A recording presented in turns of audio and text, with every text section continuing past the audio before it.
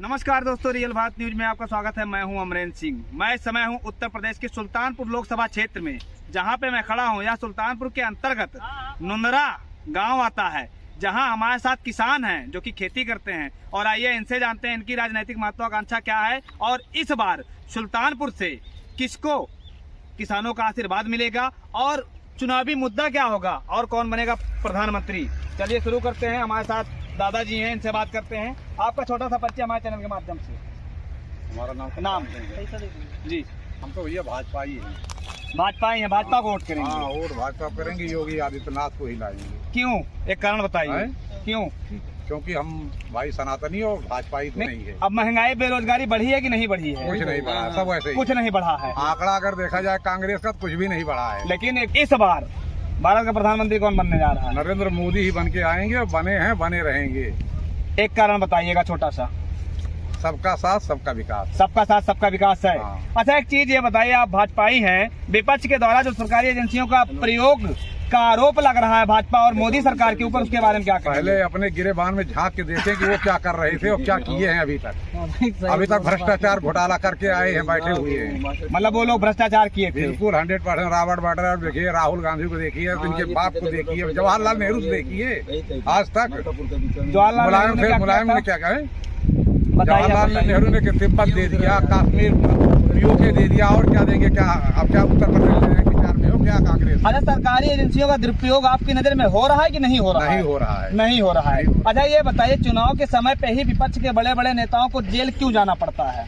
ऐसा है, वो सिर्फ एक राजनीति है उनकी, उनका तुष्टीकरण है। नहीं, मतलब चुनाव पहले ये सरकारी एजेंसियां कहाँ होती हैं? तोड़ फोड़ जब करेंगे, हल्ला गुल्ला करेंगे, क्या नाम, दंगा फसाद कराएंगे तो क्या होगा? दंगा फसाद कहाँ हो रहा है सर? कहीं नहीं हो रहा है। क्यों दंगा फसाद? बताइए, गुजरात में क्या नाम क्या हुआ है? क्या हुआ बताइए? गुजरात में हुआ, अभी क्या नाम मुजफ्फरनगर में हुआ, क्या हुआ? बदायूं में? वो तो 10 साल पहले की बात थी। अभी पिछले साल ही बदायूं में हुआ नहीं? क्या नाम, बदायूं में तभी 2 महीना पहले जो घटना घटी थी उसकी बात कर रहे हैं क्या? वही बात कर रहा हूं। तो दंगा थोड़ी है सर, वो तो अभी आप यहाँ 2-4 लोग क्या नाम तुम्हारे ये सपा के जो थे, वो क्या नाम, कौन मौलवी हैं, वो तौकीर रजा जी जी, उन्हीं का किया हुआ हाथ था। सारी सर एक जी बता दें, ये सरकारें ही उलटफेर दंगा फसाद कराती हैं और कोई नहीं कराता है। मतलब आप मानते हैं सरकारें दोषी हैं? और क्या, ये देखो, ये सारे खड़े हैं, इनसे अभी हमारी नहीं, अभी 1-2 राजनीतिक आ जाए, अभी लठ चल जाएंगे। वो तो इनका तो राजनीतिक पार्टियां कराती हैं। तो जैसा कि देख सकते हैं, यहीं के निवासी किसान हैं और इनका कहना है कि जितने भी दंगे फसाद अभी तक होते थे राजनीतिक पार्टियां कराती थी। चलिए, हमें समय देने के लिए धन्यवाद। और भी लोग हैं, उनसे भी बात करते हैं। आपका छोटा सा परिचय हमारे चैनल के माध्यम से। शिवशंकर सिंह। क्या करते हैं आप? शिक्षक हैं। शिक्षक पढ़ाते हैं। इस बार यहाँ नुंदरा गांव का आशीर्वाद किसको मिलने वाला है? अब सब अलग अलग पार्टियां हैं, अलग अलग पार्टियों के सब समर्थक हैं। मुद्दा क्या रहेगा इस बार? सबसे बड़ा मुद्दा इस चुनाव में, सबसे बड़ा मुद्दा क्या होने वाला है?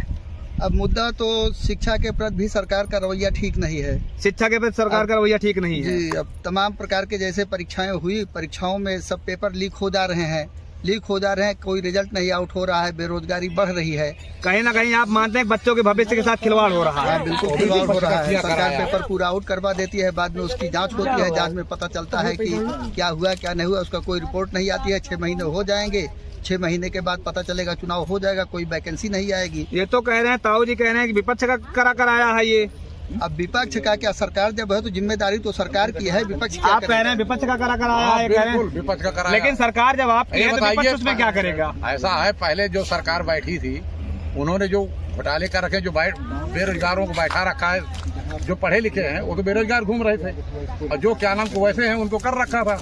अब वो सोचते हैं कि फिर वही सरकार आए, हमारा भ्रष्टाचार, हमारा सरकार इस समय तो आपकी चल रही है, तो इस पे आपको अंकुश लगाना चाहिए, आपकी सरकार को अंकुश लगाना चाहिए। बच्चों के भविष्य के साथ खिलवाड़ क्यों? नहीं, अंकुश लग रहा है, लेकिन अब कोई कहे कि इकट्ठे ही अगर आपको प्यास लगी तो एक घूंट पानी पिएंगे। अच्छा, ये मानते हैं बच्चों के भविष्य के साथ खिलवाड़ हो रहा है कि नहीं? हुआ है ना, मानते हैं ना? तो इसमें कहीं ना कहीं सरकार भी जिम्मेदार है। इसमें सही है, लेकिन क्या है कि वो देन जो है मुलायम की है। मुलायम की देन कैसे है? उन्हीं के राज में क्या नाम भर्तियों घोटाला हुआ, क्या नाम सफेद लगा के स्याही काली। चलिए, हम कह रहे हैं अगर परिवार में कोई पूर्व में अगर कुछ गलत किया तो आप उसको सुधारिए, आपको जनता इसलिए लाई है ना। इकट्ठे थोड़ा सुधर जाएगा, इकट्ठा मतलब कहीं ना कहीं आप भी मानते हैं सरकार की गलती है? हाँ, गलती है, लेकिन इकट्ठे नहीं सुधार होगा। चलिए ठीक है, और भी बात करते हैं। महंगाई बेरोजगारी? महंगाई तो सामान्य है। महंगाई तो जैसे समय बदलता है, समय बदलने के साथ महंगाई भी बढ़ती रहती है। जब आय बढ़ेगी तो महंगाई बढ़ेगी, उसका वो नियम है। उसमें महंगाई का कोई बहुत बड़ा मुद्दा नहीं है। अच्छा, एक चीज और जाननी है आपसे। कल सर्वे आया है जिसको ओपिनियन पोल के नाम से जानते हैं, और सारे सर्वे में कहीं ना कहीं ये दिखा रहा है सर्वे, जो भाजपा का जो गठबंधन है 350 पार जा रहा है। क्यों? देखिए, भाजपा ने काम भी किया है, अब काम काफी काम किए हैं उसने। जैसे राजस्व में आय बढ़ी हुई है, राजस्व की उसकी आय बढ़ी हुई है, विदेशों में नाम हुआ है, सैनिकों को तमाम सुविधाएं दी जा रही हैं, तो कुछ काम तो हुए ही हैं। मतलब कुछ अच्छाई भी है, कुछ बुराई भी है। इंफ्रास्ट्रक्चर पर विकास हुआ है, लेकिन अब कुछ चीजें हैं जो गलतियां, वो गलतियां कही जाएंगी। जानवर छूट गए हैं, किसान खेतों में है, जानवर फसल चर ले रहे हैं, सरकार उस पर कुछ नहीं कर रही है। बता दे रही है कि वहाँ पर वो पशुशाला खुली हुई है, पशुशाला में कोई देख रेख करने वाला नहीं है।